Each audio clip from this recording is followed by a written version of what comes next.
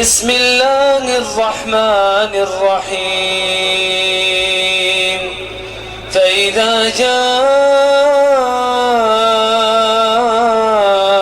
الطامة الكبرى يوم يتذكر الإنسان ما سعى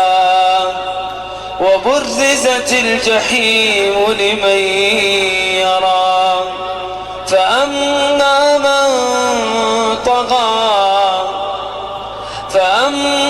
من طغى وآثر الحياة الدنيا فإن الجحيم هي المأوى وأما من خاف مقام ربه ونهى النفس عن الهوى فإن الجنة هي المأوى فأما من خاف مقام ربه ونهى النفس عن الهوى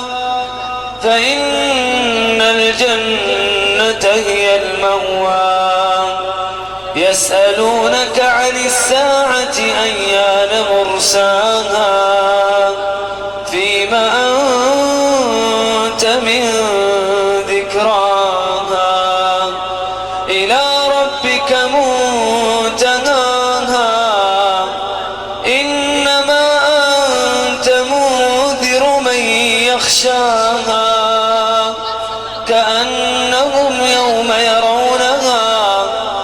كأنهم يوم يرونها لم يلبثوا إلا عشية أو ضحاها.